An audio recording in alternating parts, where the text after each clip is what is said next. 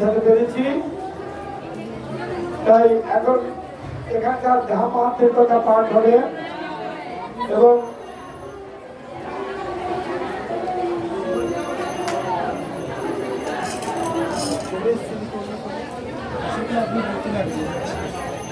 হরে কৃষ্ণ দিবসের শেষে সকল ভ্রময় গ্রামে প্রভু নিত্যানন্দ তবে কয় দেব বললি এই হয় শ্রী সিংহ দেবালয় সত্যযুগ হইতে পরিচয়। নিত্যানন্দ প্রভু বলছেন জীবগোস্বামী পাঠকে যে এটি হলো দেবপল্লী নৃসিংহ দেবালয়।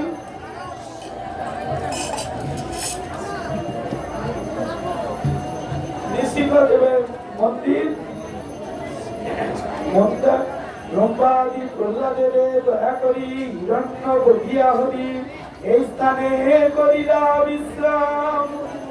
ব্রহ্মাদি দেবগণ নিজ নিজ নিকেতন করিয়া বসাইল গ্রাম। ব্রহ্মাদি দেবগণ তারা সকালে এখানে একটি গ্রাম বসিয়েছেন। প্রহ্লাদকে দয়া করে হিরণ্যকে বধ করে হিরণ্যকশিপুকে বধ করে এই স্থানে এসে নরসিংহদেব বিশ্রাম করেছিলেন এবং এখানে একটি দেবতাগণ ব্রহ্মাদি দেবগণ এখানে একটি গ্রাম বসিয়েছিলেন। মন্দাকিনী পটধরি বিদায় বসতি করি নৃসিংহ সেবায় হইল রত। শ্রী নৃসিংহ ক্ষেত্র নাম নবদ্বীপে ধাম পরম পাবন শাস্ত্র মত। সূর্য টিলা ব্রহ্ম টিলা নৃসিংহে পূরবে ছিল এবে স্থান হইল বিপর্যয়। গণেশের টিলা হেল ইন্দ্র টিলা তারপর এই রূপ বহু টিলাময়। বিশ্বকর্মা মহাশয় নির্মিলা কস্তরময় কত শত দেবের বসতি কালে সব লোপ হইল মন্দাকিনী শুকাইল টিলা মাত্র আছরে সম্প্রতি। শিলাখণ্ড গণন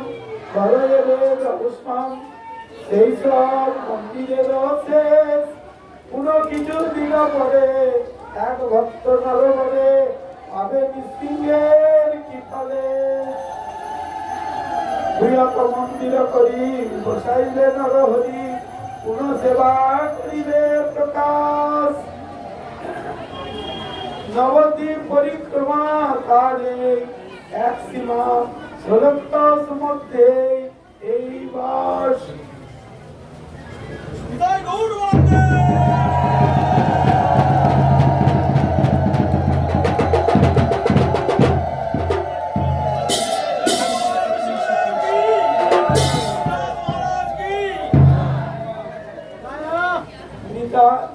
নবদ্বীপ পরিক্রমার আগে এক সীমা 16 মধ্যে এই বাস। নিতাই জাহ্নবা পদ যোজনার সম্পদ সেই ভক্তি বিনোদ কাঙাল।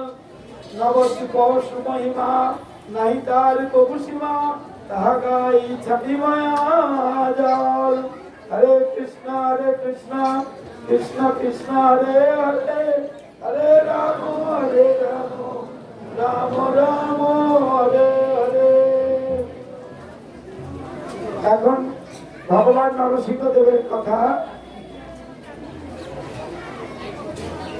আমাদের পরম শ্রদ্ধেয় সদানন্দ দাস বাবাজি মহারাজ আছেন, ওনার শ্রীমুখ থেকে গ্রহণ করেন।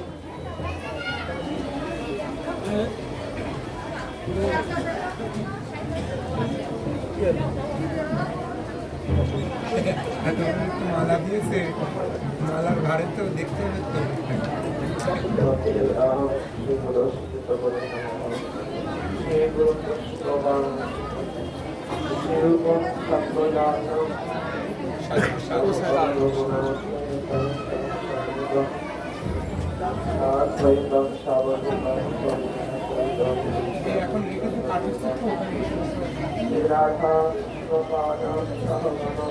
এখন কিছুক্ষণ থাক মালা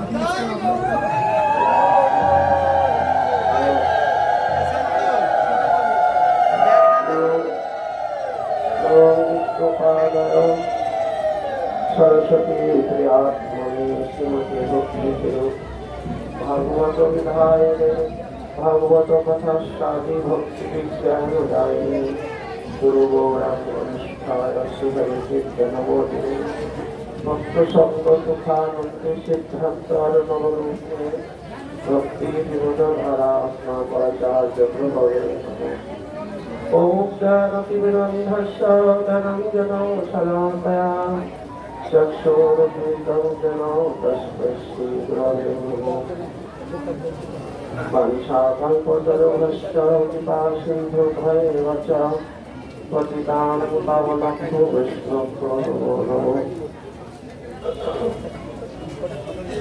গুরু বৈষ্ণব ভগবান তিনি স্মরণে হয় বিঘ্ন বিনাশন অনায়াসে হয় নিজ বাঞ্ছিত পূরণ।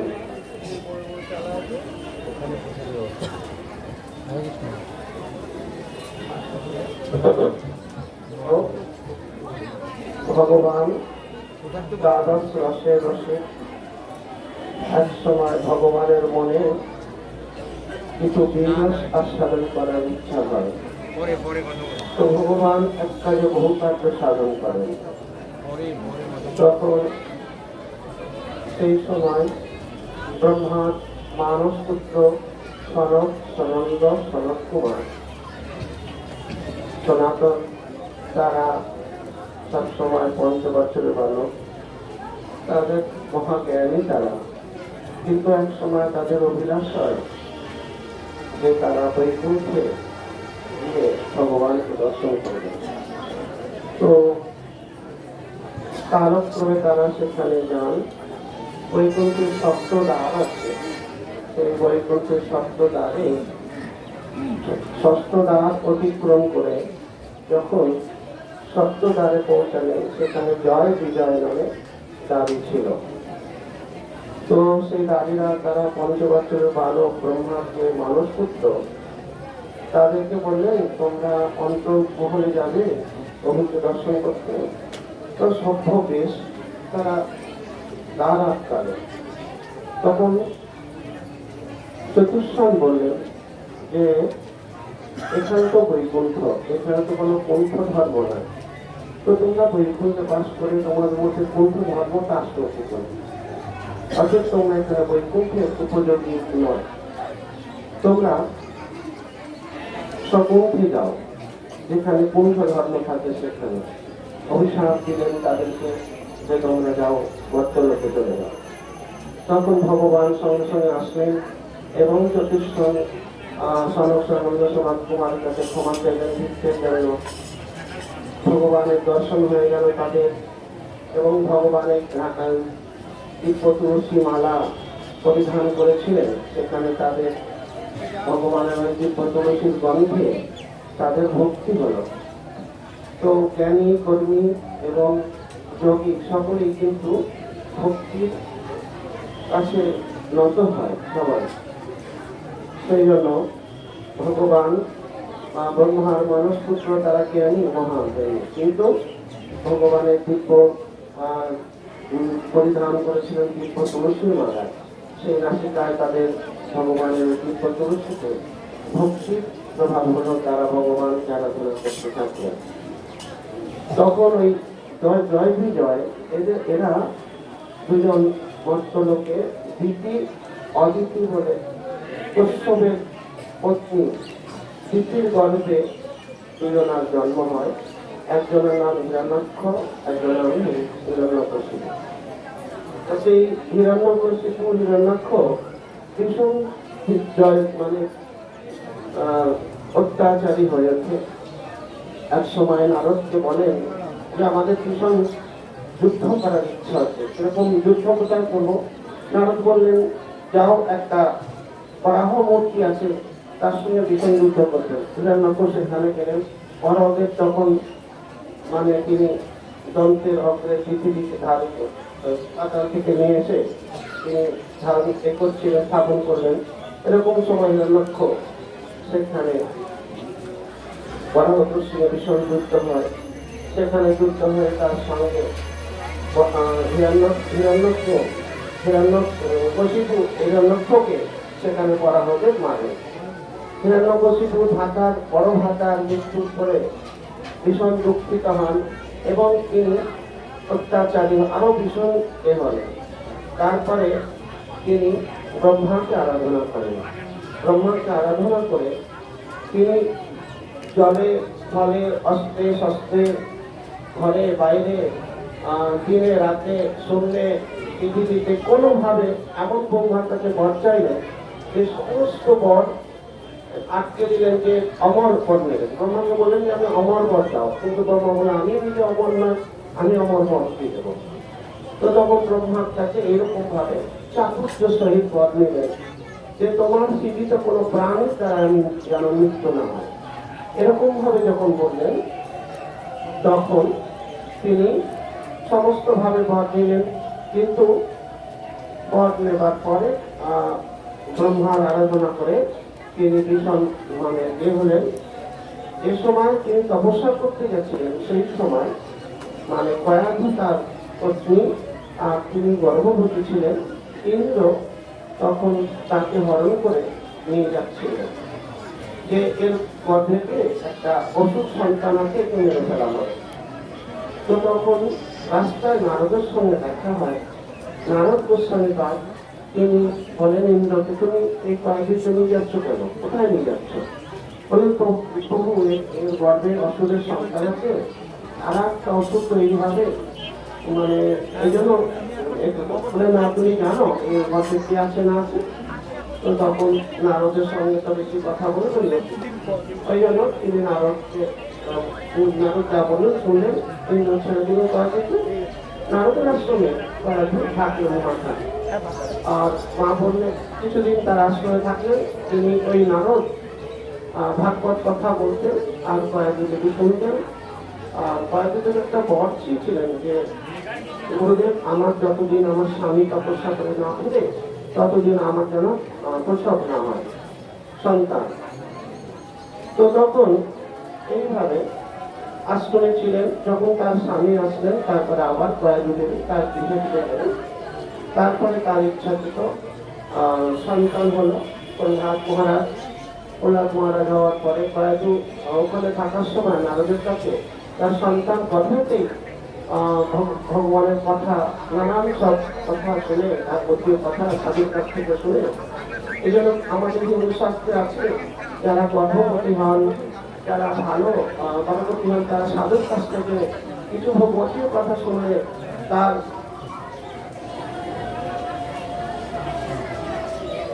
কথা প্রভাব পড়ে। মানে পুত্রের প্রতি মা যে ভালো কর্ম করলে, ভালো ভাবনা ভাবলে পুত্রের সেইটা প্রভাব পড়ে। তো কয়েকটি মায়ের সেই সাধুর কাছ থেকে ভাগবতীয় কথা ভগবানের কথা শুনেছিলেন বলে প্রহ্লাদ ভক্ত হলেন, মহাভাগবত হলেন। আর প্রহ্লাদ ভগবানকে স্মরণ করতেন, স্মরণের দ্বারা সমস্ত বিপদ থেকে তিনি মুক্ত হলেন। এইগুলো প্রহ্লাদ হওয়ার পরে চন্দ্র মর্কট তার কাছে কিছু যখন তার বয়স হলো পাঠ অধ্যয়ন করার, তখন চন্দ্র মর্কট দুজন হচ্ছে শুক্রাচার্যের পুত্র, তাদের কাছে হিরণ্যকশিপু দিলেন যে এদেরকে ভালো করে পাঠ করা। যখন পাঠ দিলেন, এরকম পাঠ পড়ানো শেষ হলো, তারপরে বললেন যে একদিন সব পাঠটা পরিপূর্ণ হলো, পিতার কাছে এসেছেন। তখন প্রহ্লাদ মহারাজকে হিরণ্যকশিপু জিজ্ঞাসা করছেন, হে পুত্র শ্রেষ্ঠ কুলরঞ্জন, কি শ্রেষ্ঠ পাঠ করেছ আমায় শোনাও। প্রহ্লাদ মহারাজ বললেন যে হে অসুররাজ্য, আমি যা শ্রেষ্ঠ পাঠ পড়েছি তা আপনাকে শোনাচ্ছি। তখন প্রহ্লাদ মহারাজ বললেন যে শ্রবণম কীর্তনম বিষ্ণু স্মরণম পাদ সেবনম অর্জনম দাস্যম সত্য আত্মনিবেদন, এই নবদা ভক্তি শ্রেষ্ঠ পাঠ, এর থেকে শ্রেষ্ঠ পাঠ কিছু হয় না। তো তখন তিনি ভীষণ রাগ করলেন এবং বললেন যে এই চন্দ্রমর্কটকে বললেন এই কি পাঠ করলেন। এরকম ভাবে প্রহ্লাদ মহারাজকে অনেক পরীক্ষার সম্মুখ হতে হলো। প্রহ্লাদ মহারাজকে আরেকবার যখন তার পিতা অনেক এ করার পরে অত্যাচার করার পরে আরেকবার বলছেন যে তুই কার বলে এত বলিয়া, যে এত আমাকে সমস্ত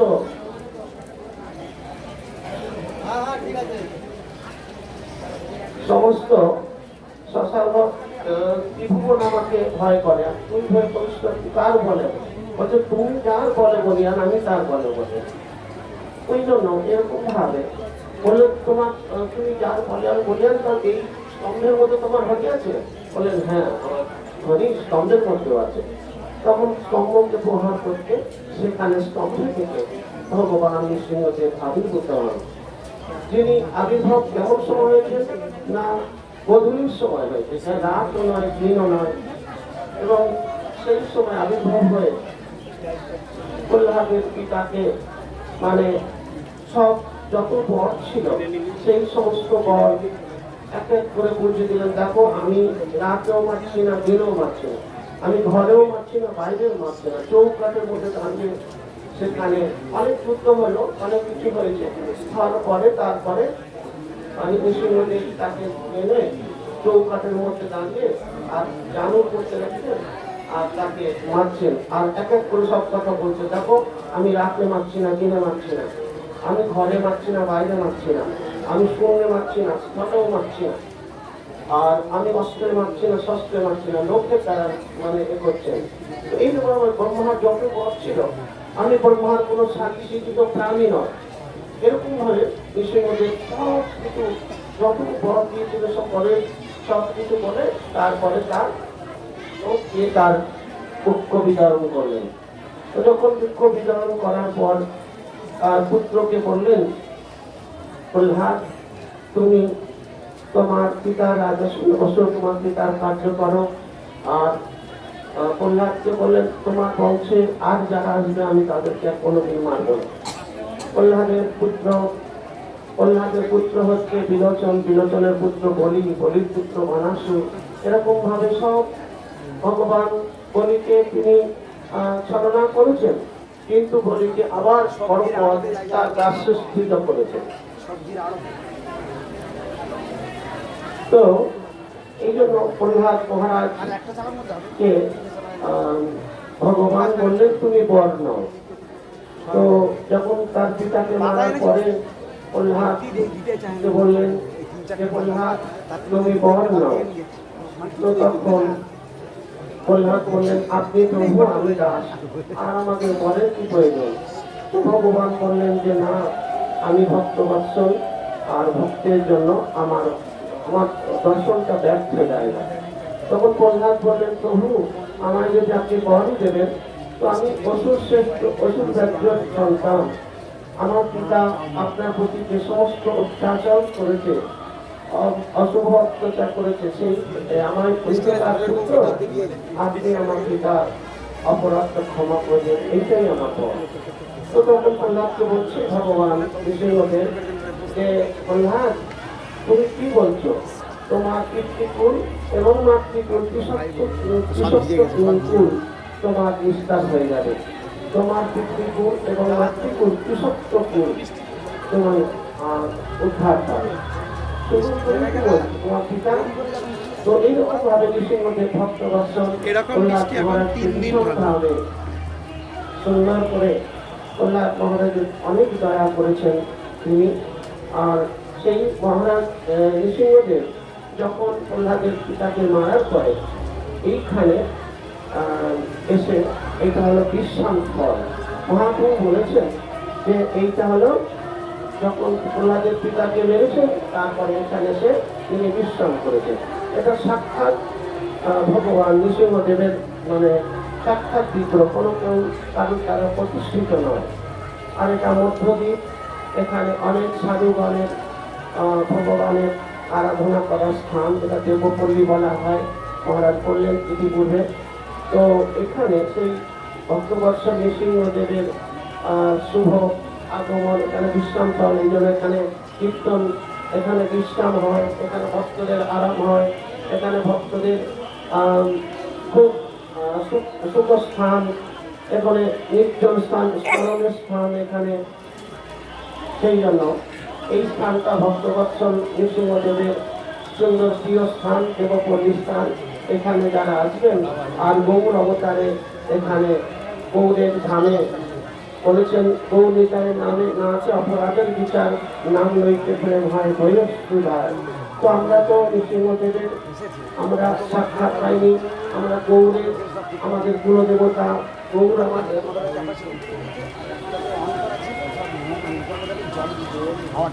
গৌর আমাদের প্রভু। তো সেই গৌর সুন্দরের আদর্শিত পথে তার ধামে তার নাম নিয়ে আমরা পরিক্রমা করবো। আমাদের পরম গুরুদেব পরিক্রমা দেখিয়েছেন যে আমরা যদি এই ধামের পরিক্রমা অচিন্ত ধাম, এই ধামে আমরা যদি পুলিশে গড়াগড়ি দিই, এই ধামে কৃপা প্রার্থনা করি, তাহলে আমাদের ভক্তি অবশ্য হবে। জীবের একমাত্র প্রয়োজন মহাপ্রভু বলেন, প্রেম ধন বিনা ব্যর্থ দারিদ্র জীবন, দাস করিবে জন্মরে দেহ প্রেমধন। তো গুরুর কাছে এসে জীব যতদিন পর্যন্ত প্রেম ধন লাভ না করবেন, ততদিন চৌরাশি লক্ষের যে পরিশ্রম দুঃখটা বুঝবে না। ওই জন্য ভক্তি ছাড়া, ভক্ত ছাড়া, ভগবান ছাড়া আর অন্য কিছু কাম্য বস্তু নাই। ন ধানং ন জনং ন সৌন্দর্যং কবিতাং জগদীশ কামায় মম জন্মনি জন্মসদ হয়েছে বিভক্ত। মহাপ্রভুর শিক্ষায় আমরা যেন গৌরীয় হলে, গৌরের শিক্ষায় আমরা শিক্ষিত হয়ে সুন্দরভাবে প্রেম ধনের আশা করে যেন জীবন যাপন করি। নাম সংকীর্তনের উদ্দেশ্য এই হচ্ছে যে প্রেম ধন পাওয়া। কলিকালে ধর্ম হয় নাম সংকীর্তন, এ তদার্থ অবতীর্ণ সচির নন্দন। নাম ভক্তি সকল এই মহামন্ত্র, ইহা জপ দিয়া সবাই কলিয়ানির বন্ধ, ইহা হইতে সর্বশক্তি হইবে সবার, অনুক্ষণ বলইতে বিধি নাই আর। কি ভজনে কি শয়ন পুরা জাগরণে অহরিত বল কৃষ্ণ, ভজ কৃষ্ণ বলহ ভজনে। তাই জন্য এখানে আমরা বিশ্রামী কথা সংখ্যা কল্পের ভস্যকে সিদ্ধাসনের কবিতা নব।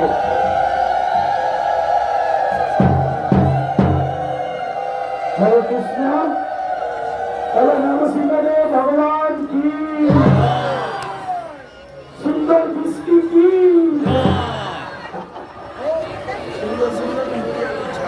কি সুন্দর পরিক্রমা, কি সুন্দর বৃষ্টি। কত সাধুবাদ এসেছেন, আর ওই বৃষ্টি তবু করছে আমাদের। ইন্দ্রদেব প্রসন্ন হয়েছে, ইন্দ্রদেব খুব প্রসন্ন হয়ে গেছে। তাই একেবারে ধরিয়ে দিচ্ছে বৃষ্টি। যাই হোক, এখন মহারাজের শ্রীমুখে আপনারা শ্রবণ করলেন নরসিংহদেবকে অবতীর্ণ হয়েছিলেন সে কথা। এখন আমরা আস্তে আস্তে আগিয়ে যাব। প্রত্যেক বছর যারা এসেছেন আগে যাবেন, সেখানে আমাদের প্রসাদ পাওয়া হয়, সেখানে আমরা আস্তে আস্তে আগিয়ে যাব ভক্তিক্রম করতে করতে। তাই একটু সেখানে বৃষ্টি লাগবে না, সব থেকে লাগবে।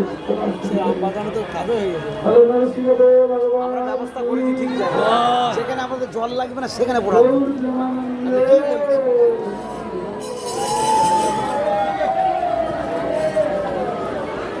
ওই গেল ক্যামেরা।